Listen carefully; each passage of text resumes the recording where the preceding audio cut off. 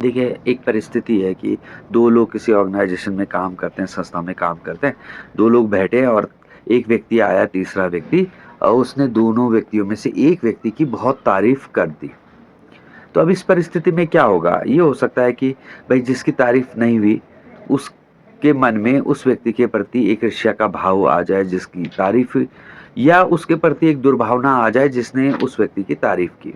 एक यह सामान्य घटना है, सामान्य जीवन में एक ऐसा ही होता है। तो अब मैं बोलूँ कि इसको आप एक परिस्थिति में ले जाओ। क्या यह संभव है कि इस परिस्थिति के बाद भी जिसकी कोई तारीफ़ नहीं हुई, वह इस परिस्थिति को बहुत सरलता से हैंडल करे? तो इसका एक रास्ता है, देखो, इसका एक रास्ता यह है कि आप विचार करो ना कि जितने आपकी अगर मान लो आप पूरी दुनिया आपकी तारीफ़ कर दे, पूरी दुनिया आपकी तारीफ़ कर दे, तो तब आपके जीवन में क्या परिवर्तन आ सकता है? तो आप कहेंगे कि भई जब दुनिया हमने पढ़ा है कि जी सब आपकी तारीफ़ करेंगे, तो आपको मोटिवेशन मिलेगा, ठीक है? लेकिन वहाँ मोटिवेशन मिलेगा निश्चित रूप से, लेकिन अगर आपकी फिर बुराई होगी, तो वो मोटिवेशन खत्म भी तो होगा। तो एक ऐसी परिस्थिति क्या उत्पन्न नहीं की जा सकती, जब आपकी बुराई भी हो, तो वह आपके जीवन को प्रभावित ना करे? उसके लिए क्या है? उसके लिए यह है कि अपने विवेक से व्यक्ति विचार करे ना कि जो भी मेरी तारीफ़ या बुराई होगी ना, उसमें व्यक्तिगत जो व्यक्ति की विचार हैं, वह सामने आएँगे। व्यक्तिगत विचारों से ही कोई आपकी तारीफ़ या बुराई करेगा।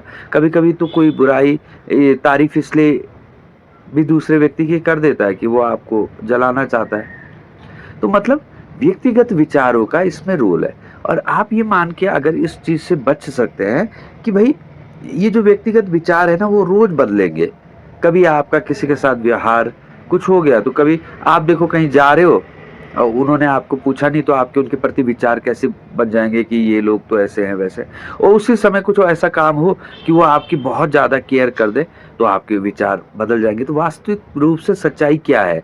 वह है सच्चाई जब उन्होंने आपकी बहुत ज़्यादा ध्यान दिया आप पे या वह है सच्चाई जब उन्होंने आपको अवॉइड किया? तो वास्तविक रूप से देखें तो यह सब जो है, ये हमारे मन के भ्रम हैं। मन के भ्रम मतलब इन्हीं को जो भगवान शंकराचार्य जी कहते हैं कि जगत मिथ्या मतलब यह जो चीज़ें हैं वह परिवर्तनशील है। आप के भीतर जो विचार आ रहे हैं वह भी उन घटनाओं को देख के ही आ रहे हैं। तो उन वह सत्य नहीं है। दूसरा आपको देख के आपके देख के उसको अनेकों तरीके से आपके साथ रिएक्शन कर सकता है।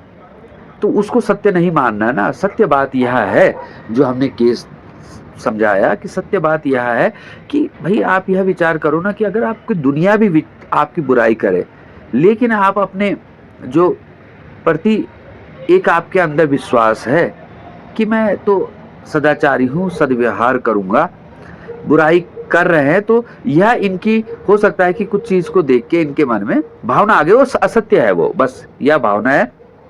अगर ये मेरी तारीफ़ भी कर देते तो वो भी असत्य ही होती, उसका कोई बहुत बड़ा मतलब ना होता।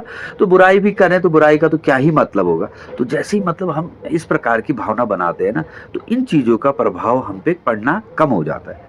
और इन चीज़ों का अगर आप पे प्रभाव पड़ना कम हो गया ना, तो आप वास्तविक रूप से सही मार्ग पे हैं। क्योंकि वही व्यक्ति सही मार्ग पे नहीं है जिसकी कोई तारीफ़ कर रहा है तो वह बहुत ज़्यादा प्रसन्न हो जा रहा है और जैसे ही किसी ने थोड़ी-सी तारीफ़ नहीं की, बुराई नहीं की तो वो परेशान हो गया। तो वहाँ समस्या है। लेकिन अगर आप मैं कहूँगा आपको कि दुनिया भी आपकी बुराई कर दे, लेकिन आप मानसिक रूप से इस चीज़ को मानने को तैयार हो कि यह सब असत्य ही है, क्योंकि यह एक घटनाक्रम बना होगा जिसको देख के इनके मन में यह भावनाएँ उमड़ी है, यह बदल सकती है, यह सत्य नहीं है, तो आपको क्या फ़र्क पड़ने वाला है? वैसे ही दुनिया आपकी तारीफ़ भी कर दे, अगर आपके मन में यह विचार है कि यह तारीफ़ भी सत्य नहीं है, यह भी कभी भी ये दुनिया बुराई भी कर सकती है, तो आपको इन चीज़ों से निश्चित रूप से फ़र्क नहीं पड़ेगा। और ये मुझे लगता है यही जो हम जो भी जॉब करते हैं या समाज में हैं उनके लिए बहुत आवश्यक मुझे लगता है।